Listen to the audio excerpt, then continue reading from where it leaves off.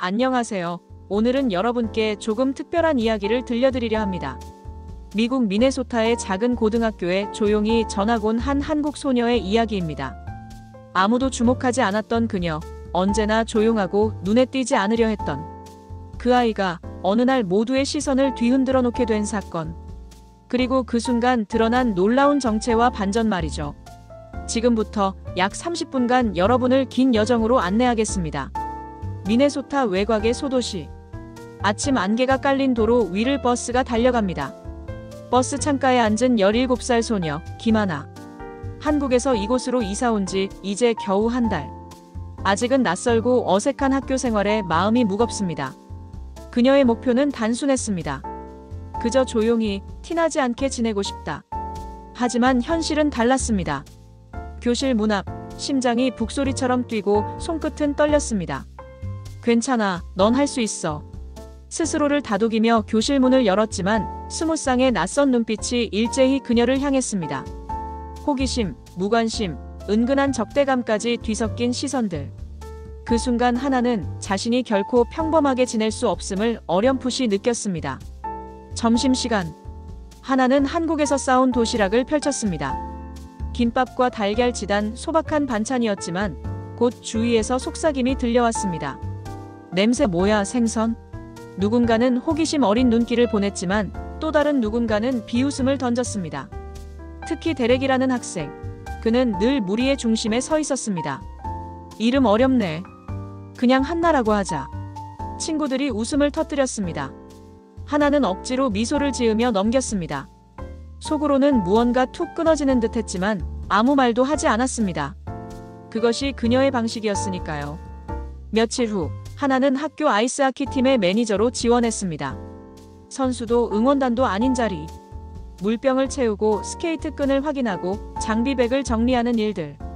눈에 띄지 않고 조용히 팀을 돕는 역할이 그녀에겐 오히려 편안했습니다.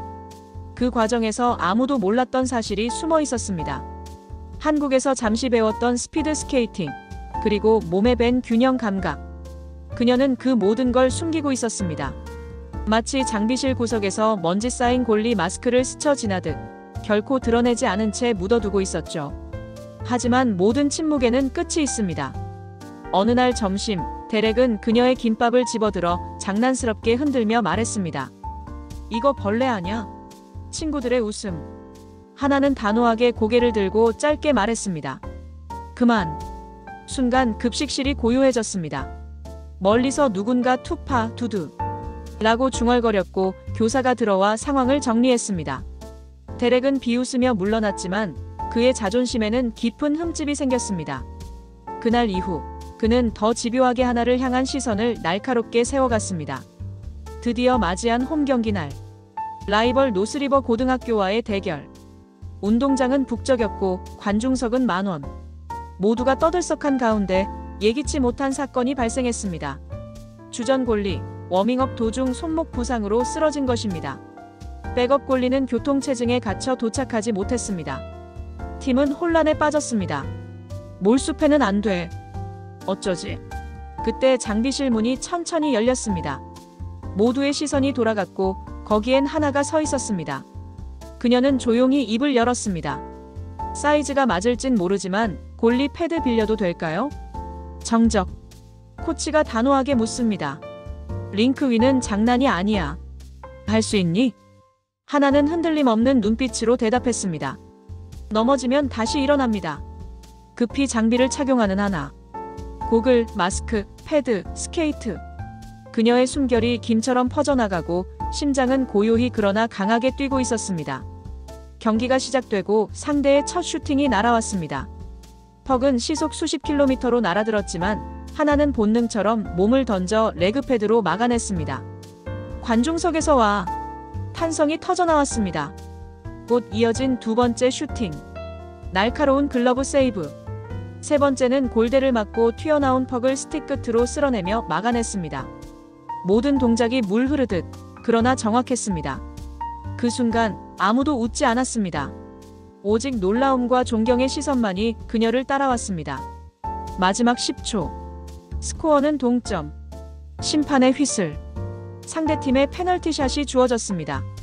경기에 운명이 걸린 순간 관중석은 숨죽이고 오직 하나와 슈터만이 남았습니다. 슈터가 달려옵니다. 페이크, 백핸드 리프트. 하지만 하나는 미세한 체중 이동과 함께 패드를 내리고 동시에 글러브를 높이 올렸습니다. 퍽은 그녀의 글러브 속으로 빨려 들어갔습니다. 순간의 정적, 그리고 우레 같은 함성. 세이브! 관중석이 폭발했습니다. 팀 동료들이 달려와 그녀의 헬멧을 두드리며 환호했습니다. 그 순간 조용했던 전학생은 더 이상 그림자가 아니었습니다. 벤치로 돌아온 하나에게 다가온 사람은 다름 아닌 데렉이었습니다. 그는 잠시 머뭇거리더니 손을 내밀었습니다. 미안. 내가 틀렸어. 하나는 잔잔히 미소 지으며 대답했습니다. 링크 밖에서도 다음엔 잘하자.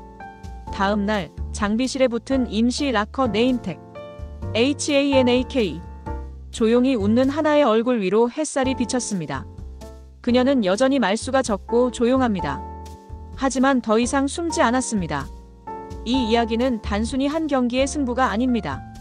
이름을 감춘 채 살아가려던 한 소녀가 결국 자기 자신을 받아들이고 세상에 보여준 순간의 이야기입니다. 진정한 강함은 소리를 높이는 데 있지 않습니다. 강함은 넘어졌을 때 다시 일어나는 데 있습니다. 정체성은 감추는 것이 아니라 지키는 것이고, 다름은 약점이 아니라 특별함입니다. 자, 여러분. 당신의 얼음 밑의 불은 무엇입니까? 오늘 이 이야기가 작은 용기가 되어주길 바랍니다. 그리고 이 이야기에 공감하셨다면 구독과 알림 설정으로 다음 반전의 첫 줄을 함께 열어주시길 바랍니다.